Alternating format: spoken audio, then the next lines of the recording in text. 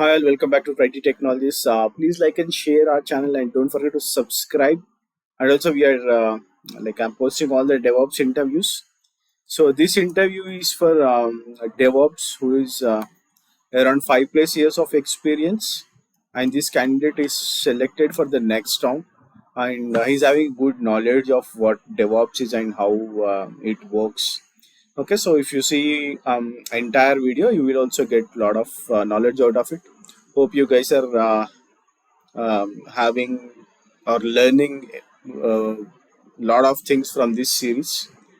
And like I said, I'm not showing the video, and also I'm um changing the audio a little bit for the privacy. And these videos are only to learn, okay, so not to showcase someone's abilities. Okay, so they might know very good DevOps, or they might not know DevOps. Okay, so that is fine. But yeah, so this is only to learn. Okay, so watch and try to learn a lot of, like, mostly you will learn a lot of things out of it. Thanks for watching all the videos and watch till the end so that you will get a lot of information. Bye. Setup that should be written in the declarative pipeline as well.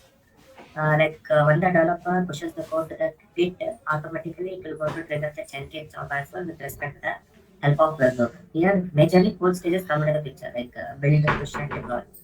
In the build, we are using the multi-stage Docker file to build the image, and to store that particular image, we're going to use the private repository like Nexus. For the deployment, we are using the Kubernetes orchestration tool, and also I'm the responsibility of a deployment maintenance of application pods in Kubernetes as well. And in my organization, multiple builds are going on, like releases is going on.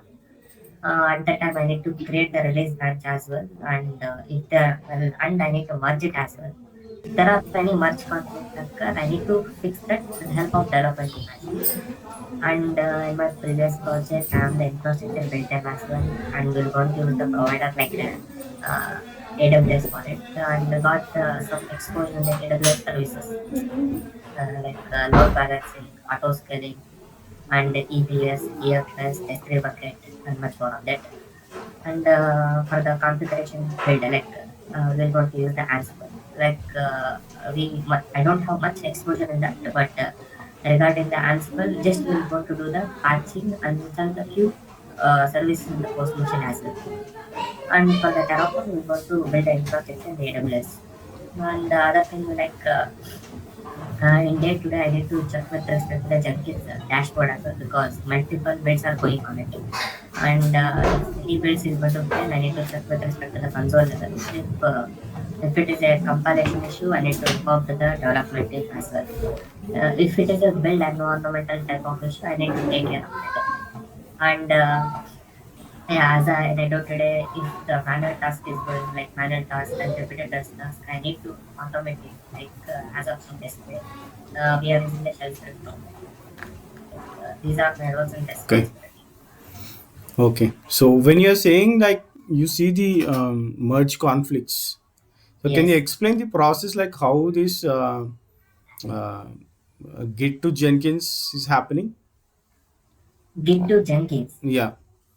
You said like you are seeing merge conflicts, right? So how the Yeah. setup is done? So if someone is committing, how it is coming to the Jenkins, like, and when someone is committing or merging, Okay. so what all the process you are following?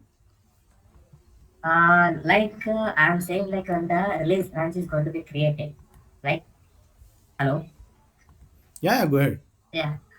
When the release branch is going to be when you will go to create the release branch is like that. When you will going to get a stable commit ID in the dev branch that should be deployed by the developers and will go and as a DevOps engineers as well. Once you are going to get the stable commit ID, I need to deploy with respect to the different environment. At that time, I will go to create the release branch. And in that release branch, we go to deploy with respect to the different in our organization, we are using three types of environment like non-prod and pre-prod and production. And then in non-prod, I need to check with respect to the dev, QA, and UAT as well. And in the pre-prod, just for the customer sake, whether the requirement is met with the quality criteria, the customer is going to check with respect to the non-prod environment in the production environment as well. If everything goes well, I need to merge that with respect to that particular uh, release branch. Sorry, it is not a release branch. I will not want to merge with respect to the dev. Here, if anything problem occur in the release as well, there's a usually the progress is going on well. At that time, we're going to create a hotfix branch in that, and in between that, we're going to fix it in a day as well, and we're going to merge that hotfix branch with respect to the day. Like at that time, if there is any merge conflict occur, I need to resolve with respect to the help of development. Sorry, I didn't merge the release branch on the day. We will going to merge the hotfix branch. Okay. So how many developers working on this project? Developers we are deployed with respect to different kinds of microservices. For each microservices, some developers is good in the Python, some developers good in the Node.js. Basically 4 to 5 developers in one tool, as I can say. Okay. So when you're seeing this commit, right? Are you using any? Are you really? Are you having any PRs or PR PR, approvals? PR yes, branches, like how you are approving it, or yeah, like how what exactly you guys are doing to eliminate these merge conflicts? okay. Uh, let me brief about it, so you Yeah. can get a clear picture about it. Usually, when you're going to add a new functionality with respect to the source code, we are going to create a feature branch. Okay. In the feature branch, once you're going to add the functionality, I need to merge that feature branch with respect to the name. So we're going to raise the PR. In my organization, the flow will be like that way. We're going to raise a PR. In the PR, we're going to have the reviewers as well as it will going to contain the webhook trigger as well, which means Okay. it will go to trigger the CI/CD pipeline as well. The reviewers will go to check the quality gate reports as well as what are the new functionalities added that should be either affected with respect to the previous CI/CD pipeline or not. Once they will going to verify it, then they will going to merge that feature with respect to the dev branch, and they will going to delete the feature branch as well. Okay. But when you are reviewing why you are getting merge conflicts is what my question is. Usually, suppose let's take that when the PR is going to merge with respect to the dev branch. Mm-hmm. Uh, let's say I am working on the index.html file in the feature one branch. Simultaneously, other developer is working on the index.html same file. And in the second line, I'm particularly saying about the index.html in the second line. I'm adding some content. Parallelly, other developers adding the same content, change the same content as well. When they will go to merging the feature both branches with respect to the dev branch, at that time the Git will go to get a conflict, like which line I need to add it. So at that time, we're going to get a merge conflict. How we're going to identify it will be it will going to viewing the picture like some greater than equal to symbols like that. With respect to they will showing the line as well. Whether I am getting the conflict in with this particular line, either I need to which line I need to match it. We'll going to usually we're going to resolve it through there is a the user information you can able to get it like in the get config as well that the user information and timestamp information is going to get it. And we're going to discuss with respect to the particular developer, like which line is suitable for that particular index.html file. Okay. Through this way, we're going to resolve that. Okay. Yeah. So how is your pipelines been written like? Mm, Declarative way. Whether I need to explain the structure or, yeah, yeah, if possible, yeah. yeah, sure. In my pipeline, as I said, 4 stages come into the picture, like main 4 stages, build, push, deploy, and test as well. In the build stage, we are using the Docker, like container management tool. Here we use the multi-stage Docker file. Let's say the source code, the source code should be in a Java one, and the multi-stage Docker file, we are using the base image like a Maven and Tomcat for that. Application server, we are using the Tomcat. Okay. In the base image, it will go to build it will go to convert that particular source code into the binaries like the .jar and .py, and it will be deployed in the Tomcat web app folder. So once you are going to get a build image, I need to push it to the in our organization. Either it will push it to the public repository, But in my organization, we are in the private repository for that, like Nexus. Like here, if you're going to push to the private repository, I need some basic configuration in the Jenkins master as well. Like in the Jenkins master, we install the Docker as well. In the Docker host, the particular path is slash etc Docker daemon.json. Yeah. In the daemon.json, I need to specify the insecure registry. Insecure registry is nothing but whatever the Docker host created in the Nexus repository, I need to specify that particular IP and port number. This is the like one-time setup. I need to restart in the Jenkins master as a Docker host. Once you are going to set up this one, we can able to push the image to the private repository. Here, build and push stage is complete. Next, when it comes to the deployment, as well as we are using the Kubernetes environment for it. In the manifest file, I need to deploy the particular image from the private repository. Again, we need to do some configuration here. We need to create a security, we need to create a secret in the Kubernetes. It will going to authenticate that particular image. The particular command for the secret, like kubectl create secret docker registry. We need to specify the secret name as well, and we need to specify the flags like hyphen docker hyphen server. Like specify the port with respect to the IP address and username password. Through the flags, you can able to specify the much information about it. Once the secret is going to be created in the manifest file, we need to use the parameter like image full secret, specify the secret name. So he can able to deploy that particular image from the private repository to your deployment environment like Kubernetes. Uh, Okay. yeah, yeah. So where is your And Jenkins deployed? Jenkins, Where is your Jenkins deployed or hosted? Where it is which hosted? which means through instance as well, like in AWS. Okay. So can you brief me the setup, like how it is done? The Jenkins one. Right. Yeah. Usually, we need to have the Jenkins master as well. The Jenkins is written in a Java, Java code as well. So before installing the Jenkins, I need to have the Java as well as Java in the Jenkins part. For the high availability, we are not using the only one master node, and we are having the two master node. That master node is internally connected with respect to the HA proxy load balancer. Here, and these two instances, we're going to have the shared file system connected with respect to the EFS.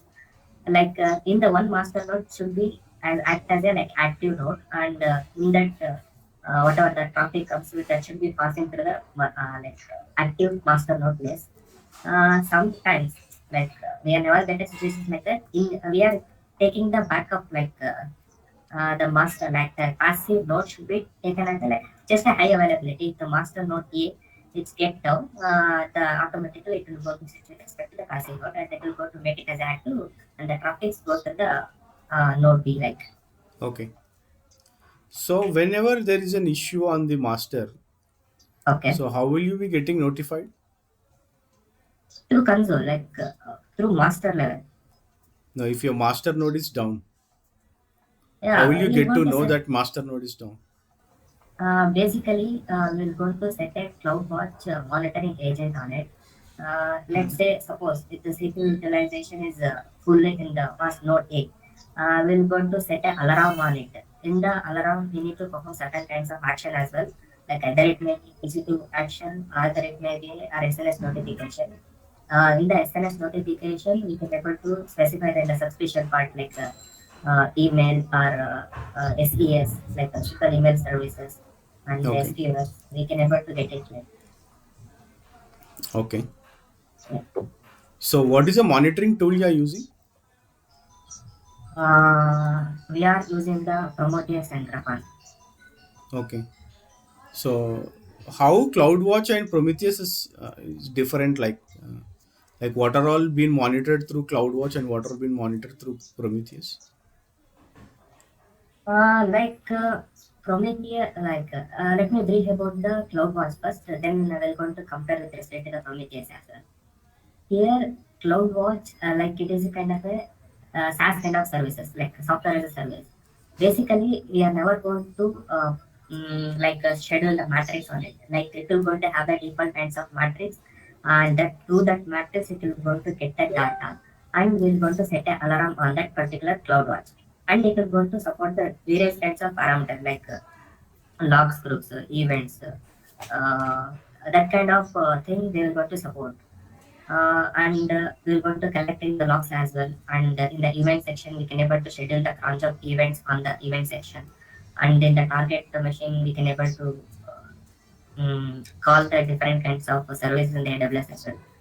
When it Okay. comes to the Prometheus, here whatever the like in my organization, the Prometheus is particularly used for the Kubernetes purposes. Here, how we'll go to collecting the data through the Prometheus dot roots and Prometheus dot YAML file will go to be there. In the Prometheus dot YAML file, we are specifying the like which data I need from the like particular node. Through this way, it will go to collecting the data. Here, Prometheus should act as a like distributing database. We can say like that, but Okay. it will also give the visualization view, but not that much. That's what we are using the Grafana pattern. Okay. Can you give me two KPIs for Jenkins application level? Uh, KPM is what kind of you are expecting? Like, No, just could any two key performance indicators with respect to Jenkins, like if there is any issue, like how you are getting the ticket. okay, regarding the monitoring of the Jenkins, if there is any issues come on the ticket, I will go to resolve, right? Right, right. Any two KPIs, like Uh, for example, if yeah, you say with respect to system, it will be disk and memory. okay, How it will be uh, with respect to Jenkins? okay, fine. In the Jenkins, usually we are frequently getting the problems like versions will be not matching. I'm just talking not about in the instance level. I'm talking about in the pipeline level as well. The problem occur we are facing in that. Like usually we are getting the problem like a Java kind of version is not matching with respect to the SonarQube whatever the written code is there. Yeah, that should be not matching. Like frequently we are getting that problem.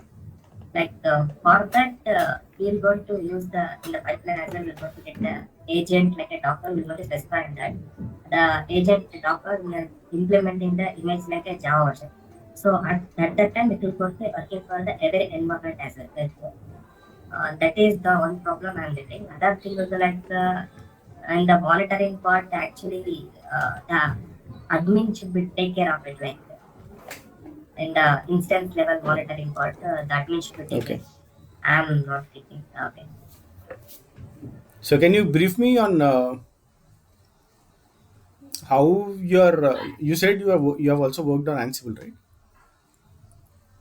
Yeah, but I don't have much exposure in that. Like in our company, we are not using that frequently. We are converting to like a Terraform, like Okay. Okay, no problem. So you are using AWS or like what is the cloud you are using? AWS. Okay. So when you are building the image, why you Okay. like not why but what are the reasons you switch to Nexus when you have ECR?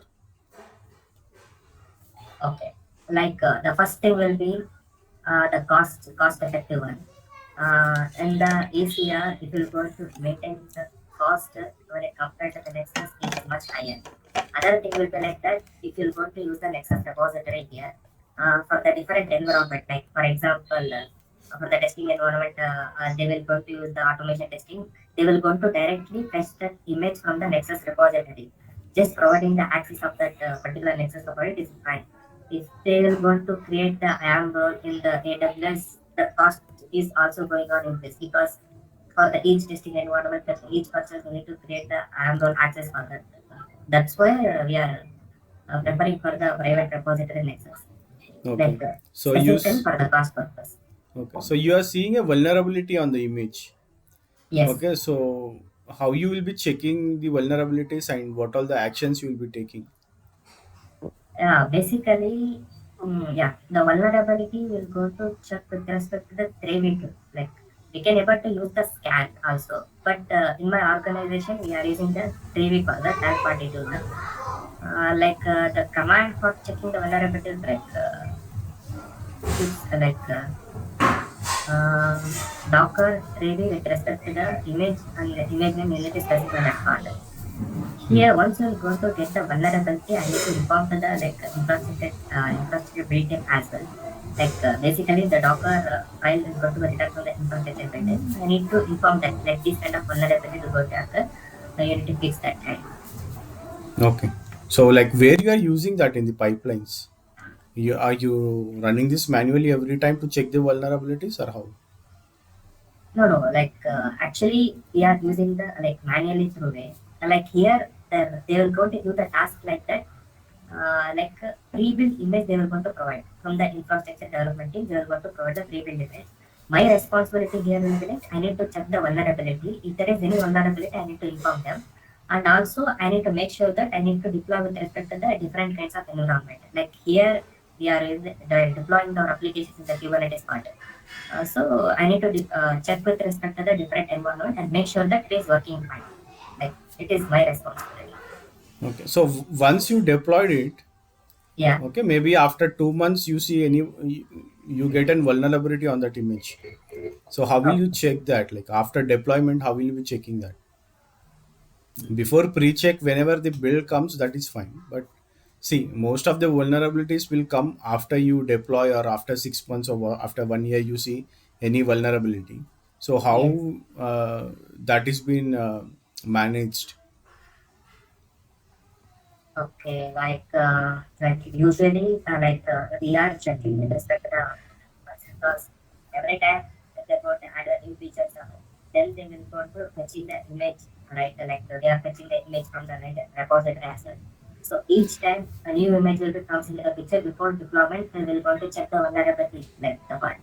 Like suppose, in the pre-built environment, if you're going to add the new features, like the features is going to add one by one here. Before checking that, we're going to check the vulnerability of the image as well. So Okay, frequently the checking is going on. okay, okay. So you are not using any third party or any scanning tools or vulnerability scanning tools, right? You said like you are using something 3V or Trivy, something. Trivy, Try. TRIVY. So what is the main purpose of Try-V? Uh, like uh, Main purpose will be just checking the vulnerability, like how the scan is going to work. Like by default, the scan environment it will go to brief about the vulnerability. Trivy will go to do the structural format of that. That's it. Okay. So how frequently it will be checking? Is it any automation or it's one time check or like how that works? As per my knowledge, we are checking with respect to the one time only. Like it is, Okay. we never come across with the automation of that vulnerability checking. Okay. So with respect to Jenkins, like what is the configuration tool or infrastructure as code tool you are using? Anything like Ansible, Terraform, Chef, Puppet, Cloud Uh, Formation?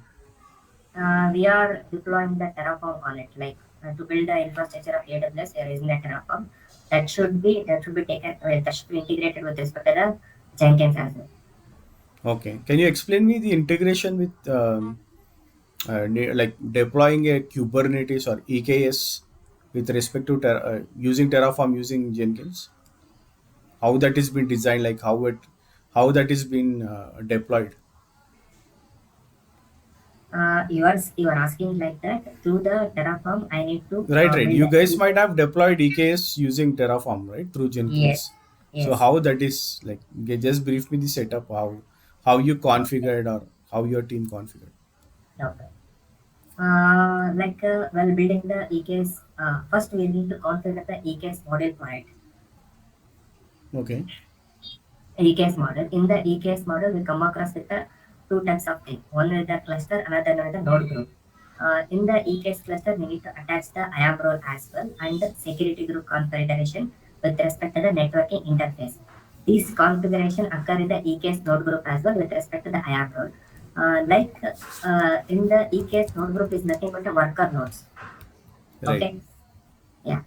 In the IAM role, we're going to attach the predefined policies which should be present in the AWS through the resource block of AWS AM role attachment, and we have create the AWS AM role resource block as well.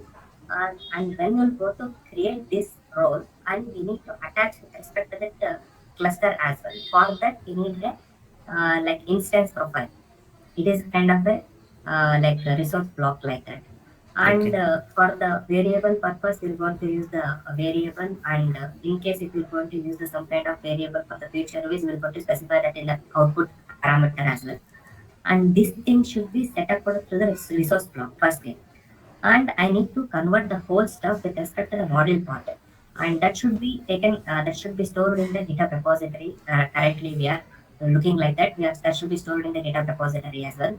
And we can able to deploy with respect to the like, I need to, like, I need to expose that particular environment with respect to the Jenkins. Then when it comes to the Jenkins node, here first we need to install the plugin of the Terraform.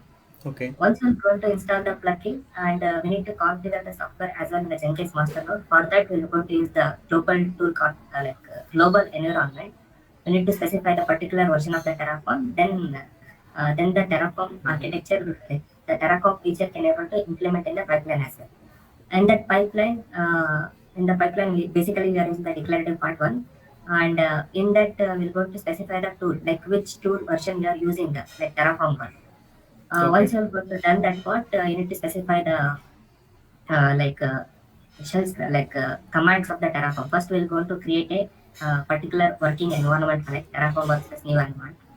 And other thing will be like that. Before that, I need to set up the S3 bucket as well here by using the AWS S3 MB with respect to S3 bucket name as well. And by using the command like Terraform apply with respect to auto approval. Why we use the auto approval? Like I don't want the manual interactions here, like Right. each time. That's what we're going to use the auto approval. Yeah, this the cycle is going to be repeated. Another thing I need to mention, like suppose in the pipeline I specified that Terraform workspace, I need to create the workspace. But each time I don't want to create a particular workspace. For that, I need to reuse purpose. I need to make it as a false as well. Like suppose if the code is going to be executed, if it is executed with a non-zero status of exit code, like it is showing like the already code, the already environment is present. I don't want to make it complicated. I want to execute the next code as well. For Okay. that, I need to off that purpose. So how the credentials of Terraform is stored or where it is stored? Uh, like yeah, I can say about it. Like usually, like the admin activity, they will going to store the credential in the Terraform vault section. But Mhm. as a DevOps engineer, actually we are going to build that particular environment in our local asset. Like already, let's say already pre-built model will be there. I need to create a EC2 instance from the particular model.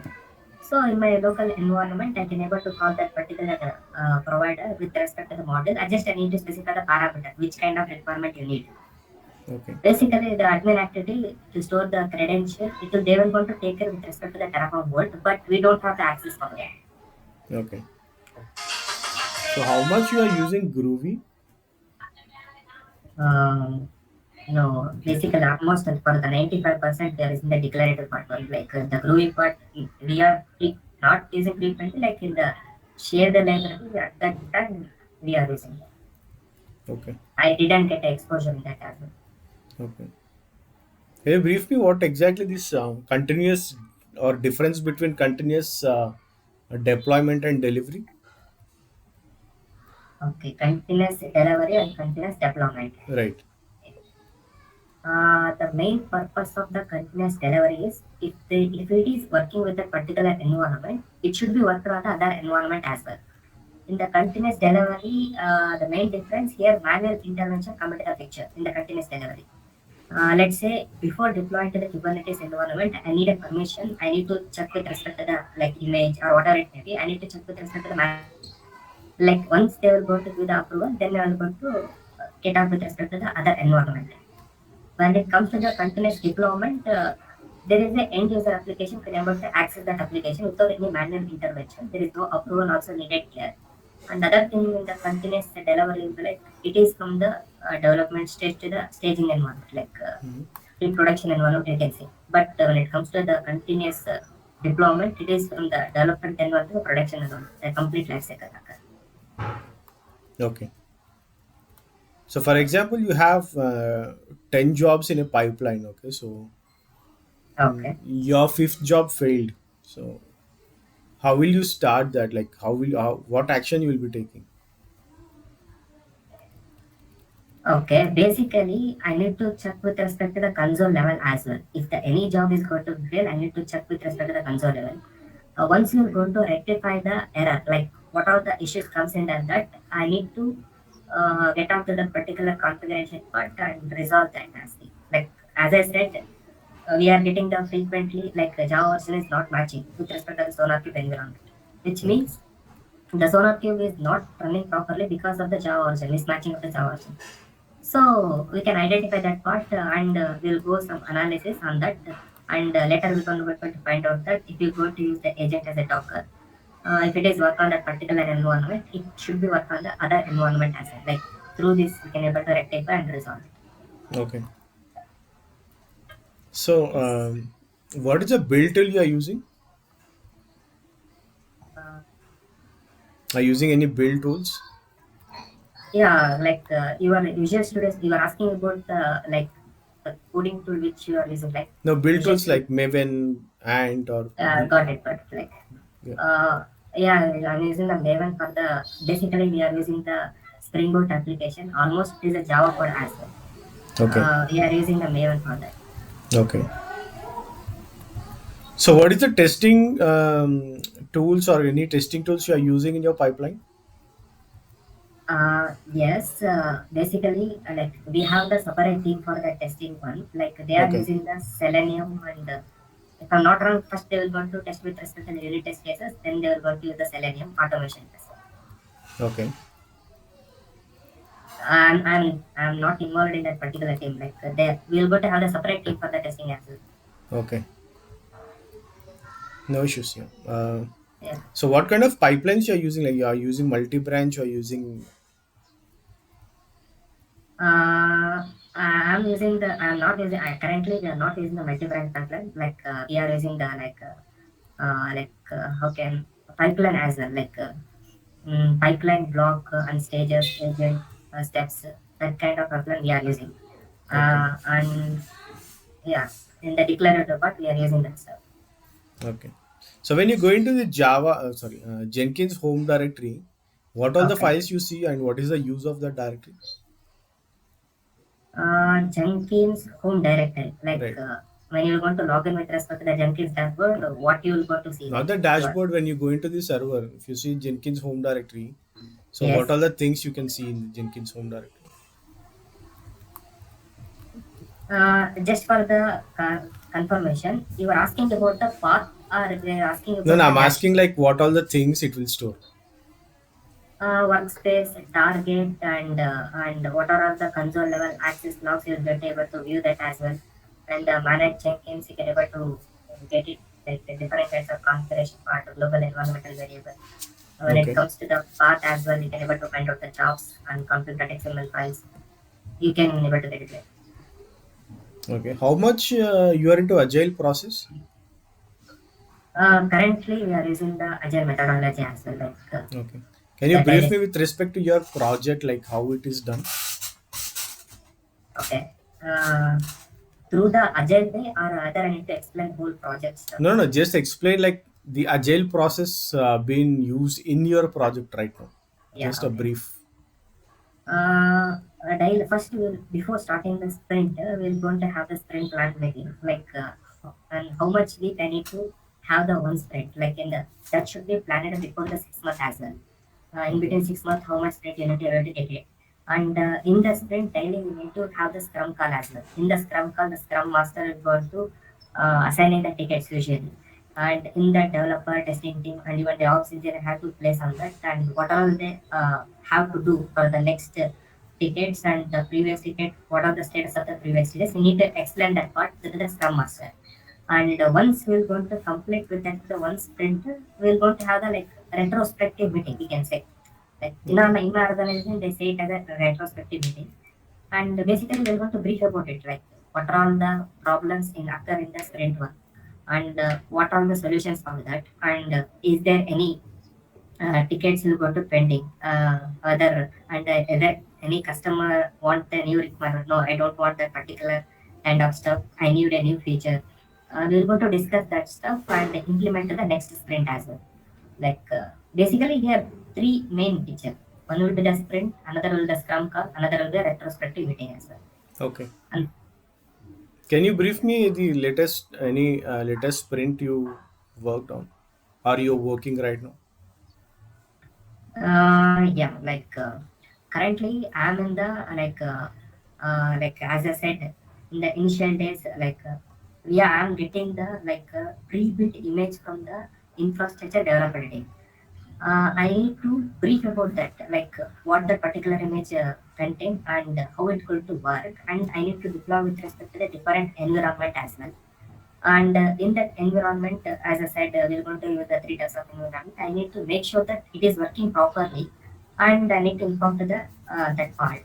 And other thing will be like in the Prometheus and Grafana, we're going to have the pre-built dashboard, and I need to check out the some of the panels as well, like pod health and the network availability, network backend support and certificate expiration. That kind of stuff I need to check. Like currently, I'm doing that activity. Okay. So, do you have any knowledge on NoSQL or BPM? No SQL, like I have the Database, I mean. idea. Yeah, I got it. I have the idea about it. Like there are different, but in my organization, they are using the like some of the AWS service like Athena for to writing that particular SQL data. Okay. And there is a data engineer who they will going to perform on it. But we're going to help to set up the DB as well, like relational database on it. Okay. So, when someone asks you to log into the AWS console, how will you be doing that in your organization? Basically, yeah, the admin is going to provide the programmatic access for us, like programmatic access as well as console access. They are going to provide through the multi-factor authentic. We are going to have the two types of authentication. Okay. One will either it may be programmatic access, either it may be console access. In the console access, we need to provide our username and password. Then we are going to have the like multi-factor authentication key as well. Once Okay. and that key should be changing with respect to the 60 seconds like that. And once you're going to provide that, you can able to log in with respect to the AWS console. Okay. Yeah. So, how much you have like, or how much you rate yourself in the AWS out of 10? Six. Okay. So when you are deploying it in the Kubernetes, for example, if you see that pod is in pending state, Okay. what are the actions you will be taking? First, I need to describe the pod. Like Right. basically, when you're going to get the pod problems, first we're going to check with respect to the like simple way, like Kubernetes get pod. It will going to show the status, like it is at a pending state. Then we're going to describe it in the event section. We're going to analyze what are all the issues. If the usually you come across the issues like pending statements, maybe the resources it is using much more. Okay. That thing.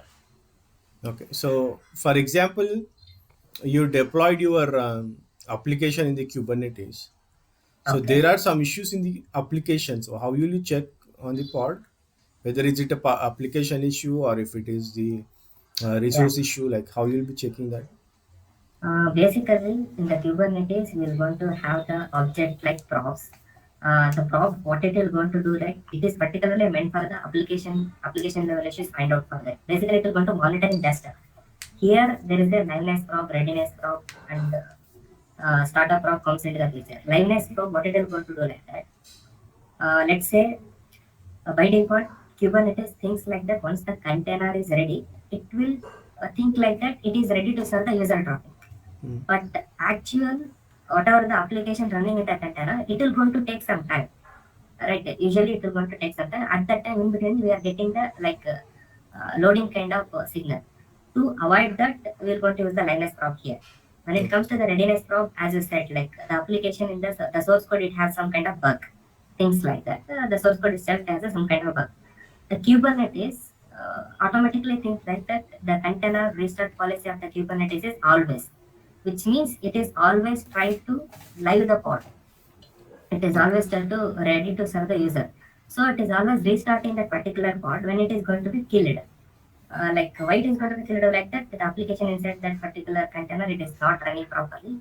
That's what the Kubernetes always try to restart it. For that to overcome that, we use the Linux probe. In that, we're going to have certain kind of probe actions. Like for the application, we're going to use the HTTP get.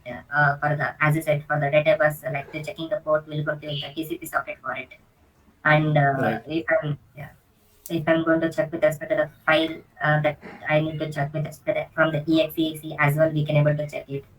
And we're going to use some kind of parameters like initial delay seconds and time seconds, initial threshold, like that kind of parameter. We can able to set that particular. You need to wait for that much amount of time. We can able to do that. Okay. So what is init container? Yeah. Init container, like in the pod, basically we come across with like three types of container as of my knowledge, like init container, sidecar container, main container. Init container will be particularly meant for suppose if you want to process any batch jobs before running the main container. Mhm. At that time, we can able to use the init container. Once the init container job is going to be completed, then it will go to execute the other containers. Until that, it will not going to execute other containers. And in the init container, the drawback is like that.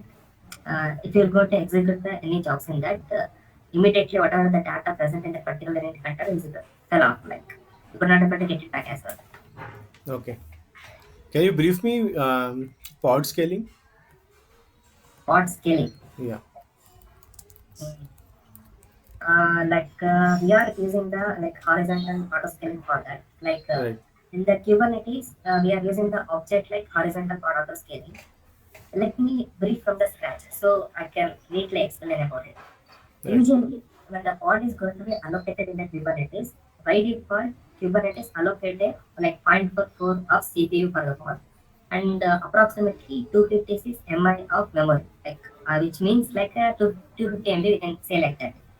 And I need to say that if I'm going to utilizing 50% of it, like I am allocating the 0.5 power of CPU for the particular pod. If it is going to reach the 0.25, I need to scale up the particular pod. Okay.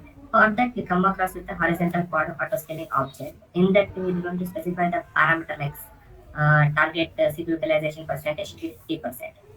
And in between that, who will go to collect this matrix data that should be taken care by the metric server, and we need to install that part. It is kind of a deployment as well, and you can able to get it from the GitHub repository as well, like how you'll go to uh, install the like kubectl deploy with respect to the deployment file. Like similarly you can able to install that. Basically it will going to give the information about the CPU utilization. If it is going to craft that particular thing, it will provide that information to the HPA object. So HPA object in the parameter will going to specify like minimum replicas I want to have and maximum replicas it can be scale up. And parallelly, whatever the replicas will going to mention in the manifest file, that is also varying, like 4 or 5 like that, based on the Hmm. core utilization. Right. So can we deploy stateful set with respect to HPA? Stateful set with respect to the HPA. Like yeah, pod scaling. Can we do pod scaling on stateful set? As of I didn't deploy with respect to the HPA with respect to the stateful set. Okay. Uh, I don't have idea about it. Yeah, yeah, no Couldn't. problem. Okay. So how much you rate yourself in Kubernetes? 6.5. 10 out of 6.5. Okay. Have you ever involved in upgrading Kubernetes or uh, adding nodes Uh, to the Kubernetes? Basically, we are using the EKS for it. Right. I'm not involved, but I know the stuff. It is, yeah. Let me, can I brief about it? Yeah, yeah. Just yeah. We are using the EKS. Well, setup in the EKS cluster by default, autoscaling is going to set up with respect to the node as well.